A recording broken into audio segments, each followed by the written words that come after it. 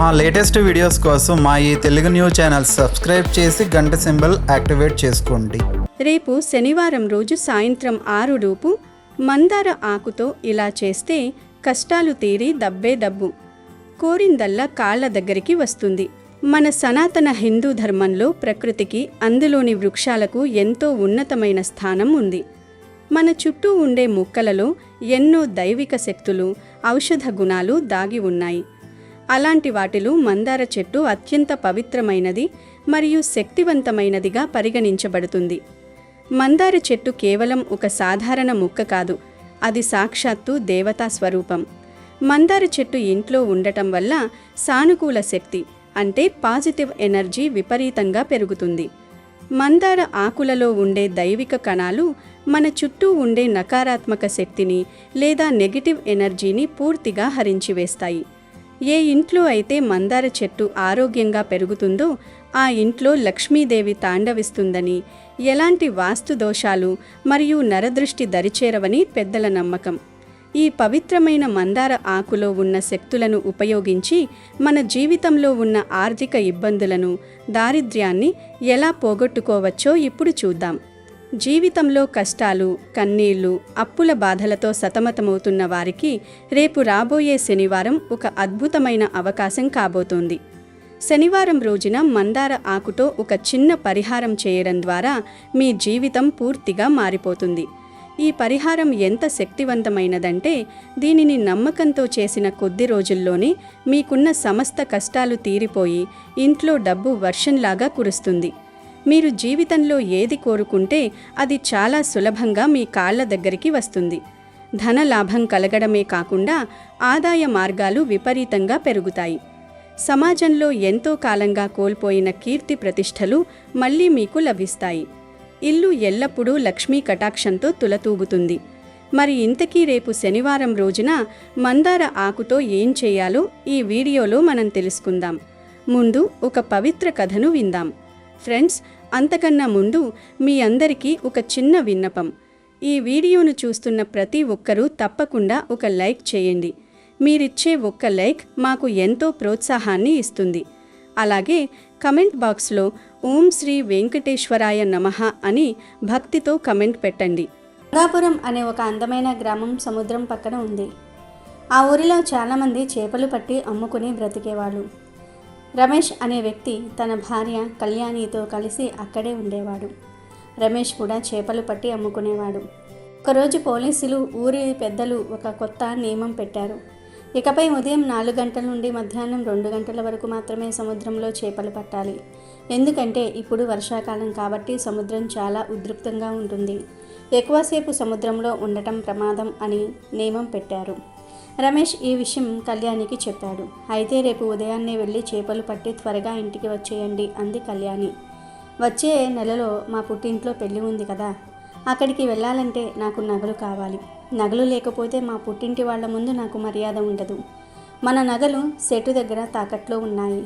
వాటిని ఎప్పుడు విడిపించుకోవాలో ఏమో అని బాధపడింది. నువ్వేం కంగారు పడుకులే, ఈ నెల నేను బాగా కష్టపడి డబ్బులు సంపాదిస్తాను. ఆ డబ్బుతో నగలు విడిపించేస్తానులే అని రమేష్ ధైర్యం చెప్పాడు. అదే ఊర్లో వీరయ్య అనే మరో మత్స్యకారుడు ఉండేవాడు. అతను చాలా సోమరిపోతూ, కష్టపడకుండానే డబ్బు కావాలనుకునేవాడు. రమేష్ వెళ్ళి కొత్త నియమం గురించి వీరయ్యకు చెప్పాడు. ఏంటి వీరయ్య, ఇంకా నిద్రపోతున్నావా? మనం 12 గంటల తర్వాత సముద్రంలోనికి వెళ్ళకూడదట అన్నాడు రమేష్.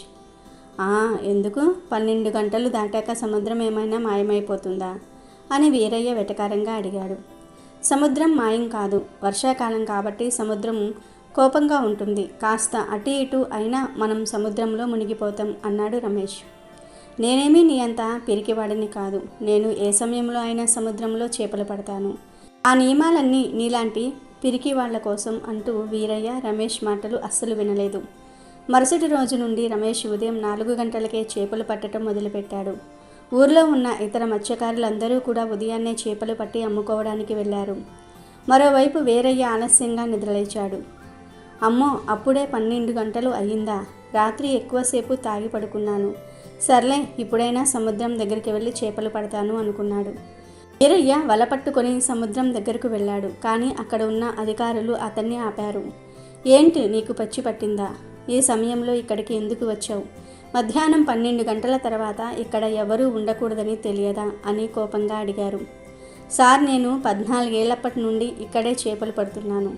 నాకు ఈ సముద్రం బాగా తెలుసు. దయచేసి నన్ను చేపలు పట్టుకోవడానికి అనుమతించండి అని వీరయ్య బ్రతిమలాడాడు.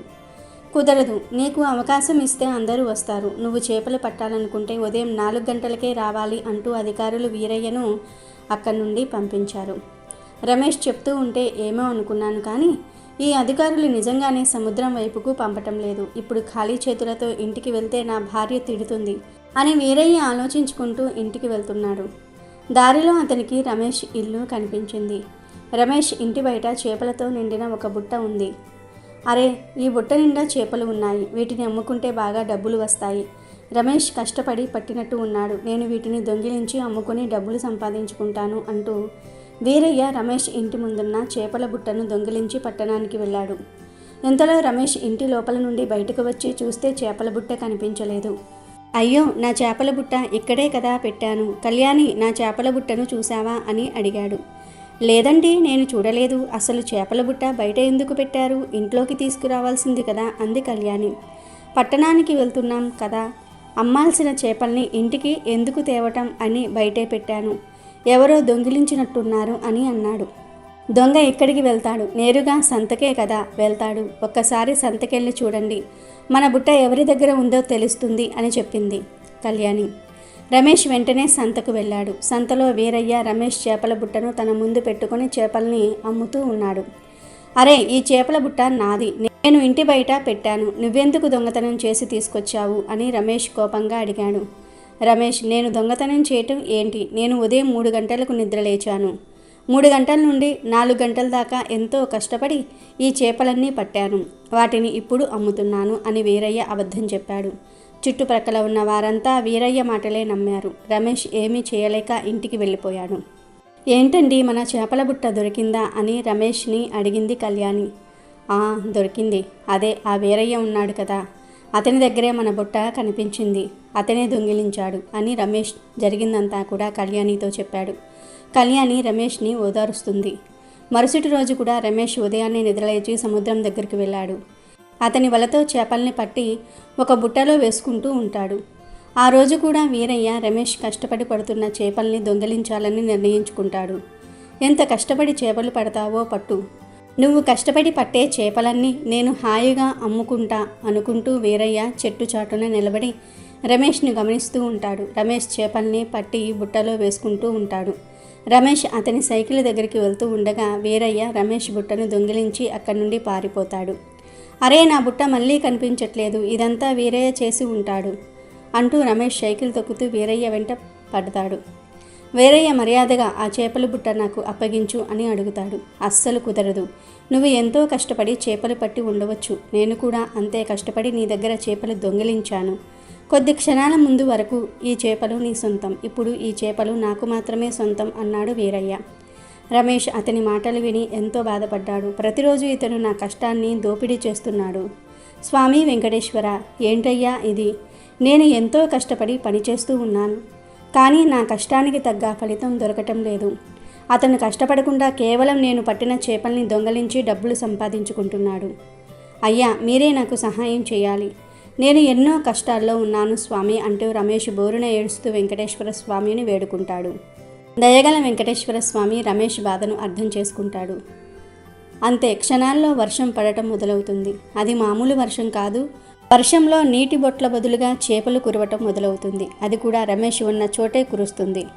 అలా ఆ చేపల వర్షం దాదాపు 2 గంటల సమయం కురుస్తుంది. చేపల వర్షం కారణంగా రమేష్ కళ్ళ ముందు చేపలు ఒక పెద్ద గుట్టగా పడిపోతాయి. ఆ చేపల గుట్ట ముందు వెంకటేశ్వర స్వామి ప్రత్యక్షమవుతాడు. ఆయన కష్టం ఎప్పుడూ వృధాగా పోదు. ఇదిగో ఈ చేపలు తీసుకుని వెళ్ళి అమ్ముకో. ఇకపై ప్రతిరోజు మీ ఇంటి ముందు దాదాపు 2 గంటల పాటు ఈ చేపల వర్షం ఇలాగే కురుస్తుంది. నువ్వు సముద్రం దాకా వెళ్ళి చేపలు పట్టవలసిన అవసరం లేదు. ఇకపై హాయిగా నువ్వు బుట్ట తీసుకొచ్చి నీ ఇంటి ముందు ఎదురు చూస్తే చాలు. నేను అందించే ఈ చేపల్ని అమ్ముకుంటూ సంతోషంగా బ్రతుకు అని వెంకటేశ్వర స్వామి రమేష్ని ఆశీర్వదించి అక్కడి నుండి మాయమైపోతాడు. రమేష్ అతని కళ్ళ ముందు ఉన్న చేపల్ని ఒక పెద్ద ట్రాక్టర్ నిండా నింపుకుంటాడు. వాటిని పట్టణానికి తీసుకుని వెళ్ళి అమ్ముతాడు. ఆ రోజు నుండి ప్రతిరోజు రమేష్ చేపలు పట్టడానికి సముద్రం వద్దకు వెళ్ళేవాడే కాదు. అతను ఒక బుట్ట తీసుకుని అతని ఇంటి ముందు వచ్చేవాడు. వెంకటేశ్వర స్వామి అతని కోసం చేపల వర్షాన్ని కురిపించేవాడు. అలా వర్షంలో కురిసిన చేపలు సేకరించి బజార్లో అమ్ముకుంటూ హాయిగా జీవితాన్ని గడుపుతూ ఉంటాడు. వెంకటేశ్వర స్వామి రమేష్ని ఆశీర్వదించిన తర్వాత సోమరిపోతూ వీరయ్యకు దురదృష్టం మొదలవుతుంది. రమేష్ ఇంటి ముందు చేపల వర్షం కురవటం మొదలైన విషయం వీరయ్యకు తెలిసి అతనికి అసూయ పుట్టుకొస్తుంది. రమేష్ కష్టపడకుండానే చేపలు ఎలా పొందుతున్నాడు, నేను కూడా అదే చేపల వర్షాన్ని పొందాలి అని అనుకుంటాడు. వెంకటేశ్వర స్వామి కనిపించిన ప్రదేశం రమేష్ ఇంటి ముందు అని తెలుసుకున్న వీరయ్య రమేష్ ఇంటి పక్కన ఒక ఖాళీ స్థలంలో తన బుట్టను పెట్టుకొని నిలబడతాడు. స్వామి, నాకు చేపల వర్షాన్ని కురిపించు అని కేకులు వేస్తాడు. కానీ స్వామి వీరయ్య దురాశను, సోమరితనాన్ని, దొంగతనపు స్వభావాన్ని చూసి కోపగిస్తాడు. మరుసటి రోజు నుండి రమేష్ ఇంటి ముందు చేపల వర్షం యథావిధిగా కురుస్తుంది. కానీ వీరయ్య ఉన్న చోట వర్షం పడదు. బదులుగా అతని బుట్టలోనికి కప్పలు, కీటకాలు పడటం మొదలవుతాయి. దుర్వాసనతో వీరయ్య తలపట్టుకొని పరుగులు తీస్తాడు. ఇది కొన్ని రోజుల పాటు జరుగుతుంది. తర్వాత వీరయ్య సముద్రం దగ్గరకు వెళ్తాడు. వీరయ్య ఎంత ప్రయత్నించినా సముద్రంలో కూడా చేపలు దొరకవు. ఇంట్లో అతని భార్య కూడా డబ్బు సంపాదించలేదని నిత్యం తిడుతూ ఉంటుంది. గతంలో దొంగిలించిన డబ్బు అంతా అనారోగ్యంతో ఖర్చయిపోతుంది. అతని దుష్టబుద్ధి, సోమరితనం వల్ల అతను ఏ పని చేయలేక చివరికి ఊరిలో అందరి దృష్టిలో చిన్నబోతాడు. రమేష్ మాత్రం దైవవరంతో సుఖంగా జీవిస్తూ తమ నగలను విడిపించుకొని కళ్యాణిని పుట్టింటికి గౌరవంగా పంపుతాడు. కష్టపడే వారికి, నిజాయితీగా ఉండేవారికి దైవం తప్పకుండా సహాయం చేస్తుందని, మోసం చేసేవారికి, సోమరిపోతులకు కష్టాలు తప్పవని ఈ కథ రుజువు చేస్తుంది. ఇక ఏమాత్రం ఆలస్యం చేయకుండా వీడియోలోకి వస్తే, ఈ పరిహారాన్ని మీరు శనివారం రోజు సాయంత్రం 6 గంటల లోపు మాత్రమే చేయాలి. సాయంత్రం 6 గంటల తర్వాత చీకటి పడుతుంది కాబట్టి సూర్యాస్తమయానికి ముందే పగటి వెలుతురు ఉన్నప్పుడే ఈ పనిని పూర్తి చేయాలి. శనివారం రోజు మధ్యాహ్నం లేదా సాయంత్రం 6 గంటల లోపు మీ ఇంటి చుట్టుపక్కల ఉన్న మందార చెట్టు వద్దకు వెళ్ళి ఎంతో భక్తితో నమస్కరించి ఒక మంచి మందార ఆకును కోసుకోవాలి. ఆ ఆకు ఎక్కడా చిరిగిపోయి ఉండకూడదు, పురుగులు పట్టి ఉండకూడదు, ఎలాంటి రంధ్రాలు లేకుండా చాలా శుభ్రంగా పచ్చగా ఉండాలి. అలా తెచ్చుకున్న మందార ఆకును కాస్త గంగాజలంతో లేదా మంచినీటితో శుభ్రంగా కడిగి ఒక పొడి గుడ్డతో తుడుచుకోవాలి. ఆ తర్వాత మీ కుడి చేతి ఉంగరపు వేలితో ఆ మందార ఆకుపైన ఓం అని రాయాలి. ఓం అనేది బ్రహ్మస్వరూపం, సకల సృష్టికి మూలమైన అక్షరం కాబట్టి అది ఆ ఆకుకు మరింత దైవిక శక్తిని చేకూరుస్తుంది. ఇలా ఆకుపై ఓం అని రాసిన తర్వాత మీ ఇంటి పూజా గదిలోకి వెళ్ళాలి. అక్కడ దేవుడి పటాల ముందు, ముఖ్యంగా లక్ష్మీదేవి లేదా వెంకటేశ్వర స్వామి ఫోటో ముందు ఈ మందార ఆకును ఎంతో భక్తితో ఉంచాలి. ఆకును ఉంచిన తర్వాత ఆ ఆకు మధ్యలో మొదటిగా కొద్దిగా ఎర్రపప్పును కానీ లేదా కందిపప్పును కానీ వేయాలి. జ్యోతిష్య శాస్త్రం ప్రకారం కందిపప్పు లేదా ఎర్రపప్పు అనేది అంగారక గ్రహానికి మరియు లక్ష్మీదేవి అనుగ్రహానికి ప్రతీకగా నిలుస్తుంది. ఇది మన జీవితంలో ఉన్న అప్పుల బాధలను, ఆర్థికపరమైన అడ్డంకులను తొలగించడానికి ఎంతగానో సహాయపడుతుంది. అలా ఆకుపై పప్పు వేసిన తర్వాత దానిపై కొద్దిగా పసుపును చల్లాలి.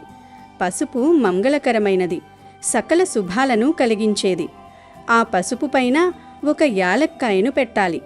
యాలక్కాయ అనేది శుక్రగ్రహానికి మరియు లక్ష్మీదేవికి అత్యంత ప్రీతికరమైన వస్తువు.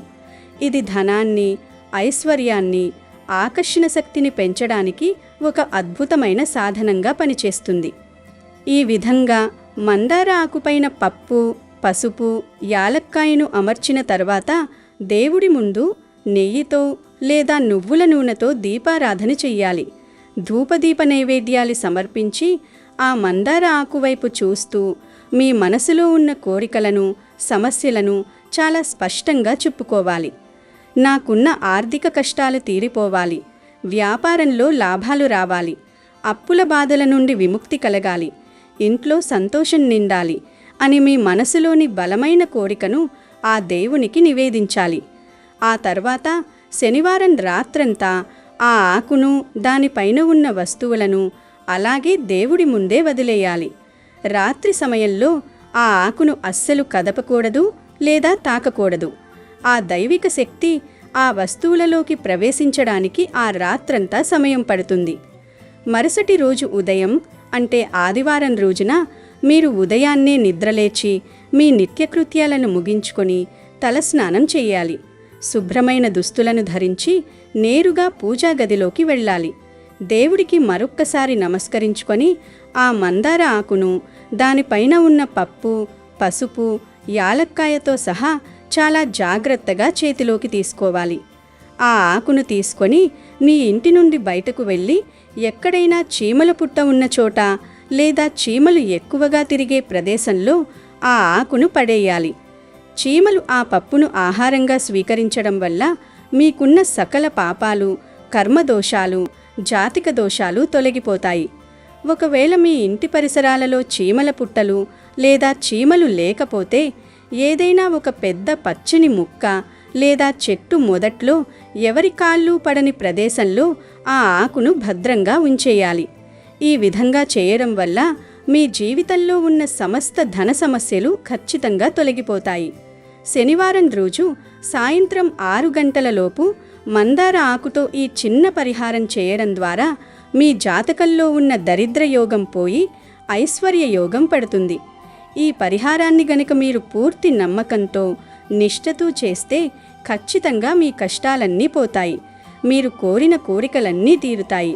మీకున్న సమస్త ధన సమస్యలు పోయి విపరీతమైన ధన లాభం కలుగుతుంది. మార్పును మీరే స్వయంగా గమనిస్తారు. వీడియో నచ్చితే లైక్ చేయండి, షేర్ చేయండి, బట్ సబ్స్క్రైబ్ చేసుకోవడం మర్చిపోవద్దు.